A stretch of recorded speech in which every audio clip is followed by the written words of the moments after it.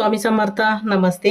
ज्योतिष kitchen and रेसिपीमध्ये आपले सगळ्यांचे मी अगदी खूप खूप मनापासून स्वागत करते. आज मी उन्हाळा विशेष बडीशोपचं सरबत बनवते आहे. त्यासाठी बघा 50 ग्रॅम बडीशोप घेतली.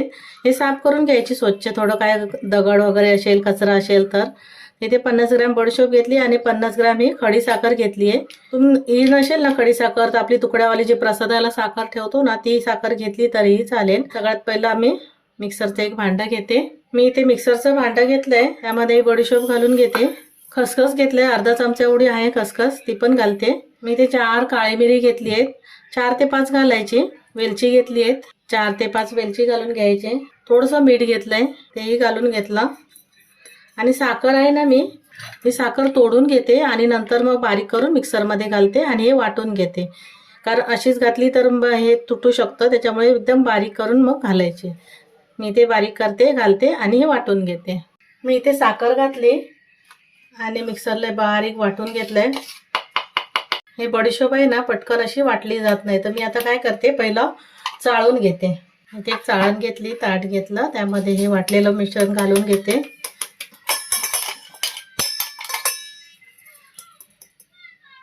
आणि चाळून घेते. कारण मग आपलं हे बडीशोप आहे त्याचे कण राहतात किंवा वेलचीची सालं आहे ती पण राहतात, त्याच्यामुळे असं चाळून घ्यायचं आणि राहिलेलं परत एकदा वाटून घ्यायचं. कारण बडीशोप पटकन नाही वाटत तशी. हे बघा बडीशोप तशीच राहिली आहे. पाहिजे तर थोडीशी गरम उन्हामध्ये वगैरे ठेवायची, पण भाजून नाही घ्यायची. मी इथे आता परत मिक्सरला हे वाटून घेते. इथे राहिलेली बडीशोप मी पुन्हा एकदा मिक्सरला वाटून घेतली आणि परत एकदा मी चाळून घेते. इथे बघा सर्व पावडर मी चाळून घेतली. परत एकदा ढवळून घ्यायची, व्यवस्थित अशी मिक्स करून घेते मी. हे काचेच्या बरणीत भरून ठेवायचं.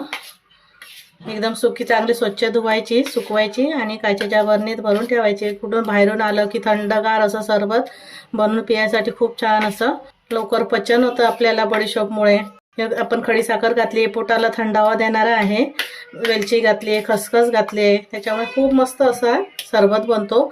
तर मी तुम्हाला आता इथे सरबत बनवून दाखवते. सरबत बनवायसाठी बघा मी इथे ग्लास घेतलाय काचेचा. त्यामध्ये 1 चमचा भरून ही पावडर घालून घेते. अजून थोडीशी घालते. थंड पाणी घालून घ्यायचं. इथे थंड पाणी घालून घेतलं मी. जर तुम्हाला बर्फ वगैरे घालायचा असेल ना तर तो घातला तरीही चालेल. व्यवस्थित असं मिक्स करून घ्यायचे पावडर जे वरती राहिली आहे ती. थोडा लिंबाचा रस घालून घेते.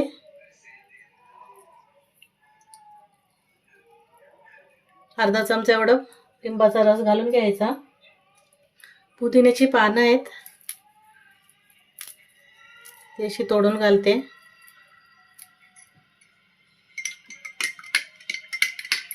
आणि व्यवस्थित ढवळून घेते. तुम्हाला जास्त गोड पाहिजे असेल ना तर साखरेचा जास्त वापर केला तरी चालेल.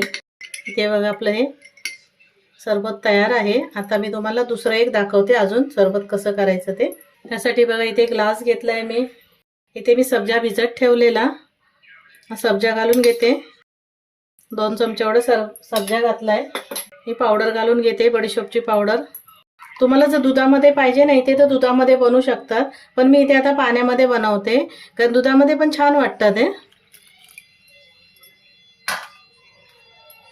आणि व्यवस्थित असं ढवळून घ्यायचं.